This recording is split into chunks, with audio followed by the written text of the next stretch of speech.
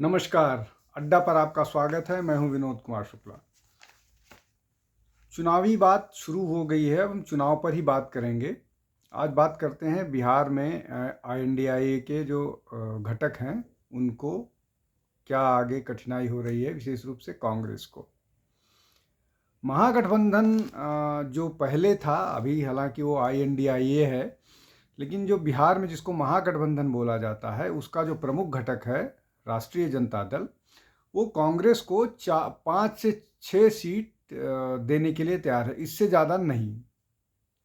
ये कांग्रेस के लिए मुश्किल है और कांग्रेस के लोकल नेता या दिल्ली से जो गए हैं बड़े नेता, उन सबको इस पर न केवल ऑब्जेक्शन है बल्कि इसका विरोध भी कर रहे हैं। समझते हैं इसको 2019 के चुनाव से। 2019 के चुनाव में कांग्रेस 9 सीटों पर लड़ी थी और 1 सीट जीती थी किशनगंज की। लेकिन उस समय महागठबंधन में कौन कौन और लोग थे?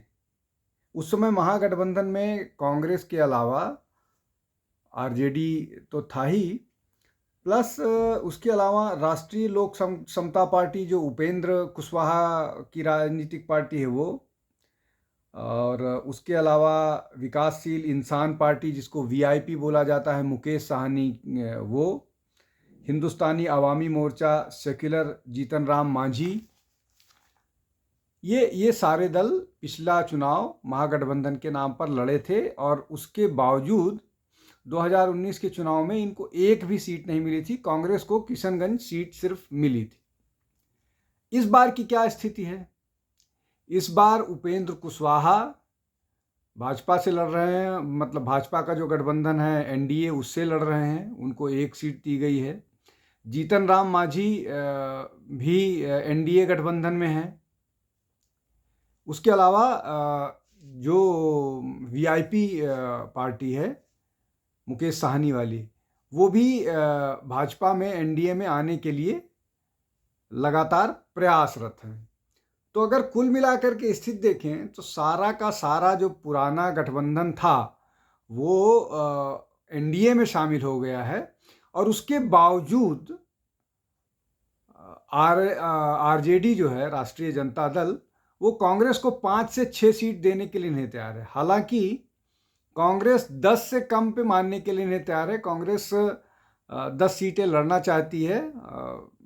हालांकि वो मांग 12 रही है, लेकिन शायद 10 पर समझौता कर ले। पश्चिम बंगाल में उनको 12 सीटें मिली हैं, लेकिन यहाँ पर 10 सीटें भी मिलने के लिए तैयार हैं। जो हिंदी पट्टी है, हिंदी पट्टी का एक प्रमुख राज्य है बिहार।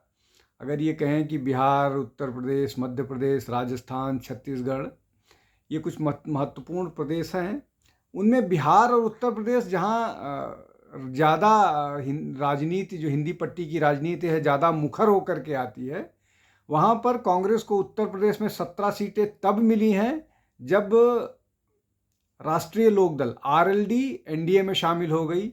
बाकी और सारे दल कमोवेश उत्तर प्रदेश में भी स्थिति वैसी ही है। तो यहाँ पर पहले जो यहाँ की प्रमुख पार्टी है उत्तर प्रदेश की समाजवादी पार्टी, वो 11 सीट देने के लिए तैयार थी। बाद में जब RLD NDA में शामिल हो गई तो जो 7 सीटें उनको देने वाली थी उसमें से भी एक कम करके 17 सीटें, मतलब 6 सीटें और उसमें से दे करके कांग्रेस को तैयार हुई। अब वैसा ही दबाव लगातार कांग्रेस को बिहार में है और बिहार में सारा का सारा जो गठबंधन है वो इसी उस पर टिका हुआ है या रुका हुआ है, कह लीजिए, कि कितनी सीटें दी जाएंगी कांग्रेस को, कितनी सीटें नहीं दी जाएंगी। एक और बहुत महत्वपूर्ण बात हुई है जिसके कारण मुश्किल हो रही है, वो ये कि कांग्रेस ने राजीव रंजन यानी पप्पू यादव को भाजपा ज्वाइन करा लिया है। इस बात को लेकर के RJD में नाराजगी है। RJD, देखिए, उसका प्रमुख कारण यह है कि चाहे पप्पू यादव का वोट बैंक हो, वो भी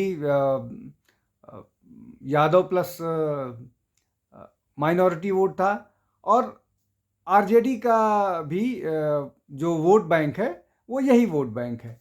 तो इन परिस्थितियों में जो वोट का बंटवारा हो सकने की संभावना है वो आरजेडी के वोट बैंक में, वो राजीव रंजन के कांग्रेस में आने पर इस तरह की संभावना होगी। उसके और बहुत सारे कारण हैं, लेकिन अब ये हालांकि कहा यह जा रहा है कि राजीव रंजन और पप्पू यादव जो हैं वो पूर्णिया सीट से लड़ेंगे। पूर्णिया सीट अभी जनता दल यू के पास है, जनता दल यू ही वहाँ से लड़ेगी और उनको ही वहाँ से लड़ाया जाएगा। राजीव रंजन की पत्नी रंजीता रंजन पहले से ही कांग्रेस में हैं, वो 2 बार की एमपी भी रह चुकी हैं।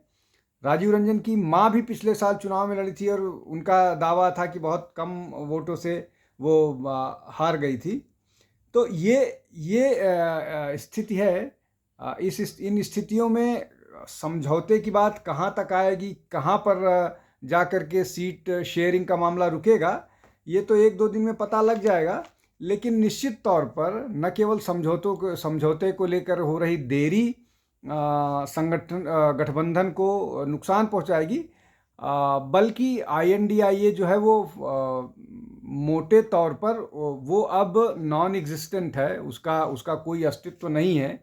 इसलिए कि जो एक सामूहिक समझौते की बात हुई थी जिसमें कांग्रेस आगे आकर के INDIA गठबंधन की बात की थी और लोगों को जोड़ने की कोशिश की थी, वो अब होता दिख नहीं रहा है। अब एक जो नाराजगी का कांग्रेस का कारण है वो ये है सबसे बड़ा कि RJD राष्ट्रीय जनता दल बिना कांग्रेस को सहमति में लिए हुए वो लगातार अपने कैंडिडेट्स के नाम घोषित कर दिया जा रहा है। जैसे थर्सडे को, बृहस्पतिवार को RJD ने औरंगाबाद से अभय कुशवाहा का नाम घोषित कर दिया, नवादा से श्रवण कुशवाहा का नाम कर दिया, गया से कुमार संजीव का नाम घोषित कर दिया, जमुई से अर्चना रविदास का नाम घोषित कर दिया। तो इसमें अब जो विरोध वाली स्थिति है वो ये है कि औरंगाबाद से निखिल कुमार के लिए कांग्रेस चाहती थी वो सीट, बेगूसराय से वो कन्हैया कुमार को लड़ाना चाहती है। इसी तरह से जो है और भी कुछ सीटें हैं जिनको लेकर के स्थितियां एक दूसरे के लिए मुश्किल वाली है। अब इसमें कितनी बार्गेनिंग कांग्रेस कर पाएगी, कितनी नहीं कर पाएगी, ये तो आने वाला समय बताएगा। इसमें एक और बहुत बड़ा प्रमुख वो है कि जो बेगूसराय की सीट है वहाँ से अवधेश राय जो है वो CPI के चुनाव लड़ना चाह रहे हैं। तो अगर CPI और उसके बाद कांग्रेस और या महागठबंधन और अगर मतलब भाजपा का कैंडिडेट वहाँ होगा ही, तो अगर ये त्रिकोणीय मुकाबला होता है तो कहीं से भी गठबंधन के लिए शुभ संकेत नहीं है। ये सारे ऐसे मसले हैं जिनको चुनाव से पहले या जब चुनाव घोषित होने से पहले बहुत सारी चीज़ें शॉर्ट आउट कर लेनी चाहिए थी, बहुत सारी चीज़ें पर फैसला हो जाना चाहिए था, लेकिन अब तक इस तरह से नहीं हुआ है कुछ। और जो RJD है वो यूनिलैटरली या अपने अकेले उस पर सीटें घोषित करती जा रही है जो उनके अलाइंस पार्टनर्स को, विशेष रूप से कांग्रेस को नागवार गुजर रही है। और ये एक बड़ा डिफरेंस का कारण हो रहा है और अंत में लगता है कांग्रेस को समझौता ही करना पड़ेगा, जैसे उन्होंने पश्चिम बंगाल में किया, जैसे उन्होंने उत्तर प्रदेश में किया। तो आज के लिए इतना ही। आप ओपिनियन अड्डा से जुड़ते रहिए, लोगों को हमारे वीडियो शेयर करते रहिए, बेल आइकन दबा लीजिए जिससे नोटिफिकेशन आप तक पहुंचता रहे। हमको जितनी ज़्यादा से ज़्यादा दूर तक हमारे चैनल को सब्सक्राइब करने में मदद कीजिए। जितना ज़्यादा से ज़्यादा लोगों तक पहुंचेगा, हम आपके पास बेहतर वीडियो के साथ हाजिर होते रहेंगे। आज के लिए इतना ही। कल फिर किसी मुद्दे के साथ हाजिर होऊंगा, चुनावी मुद्दे के साथ। बहुत बहुत धन्यवाद। नमस्कार।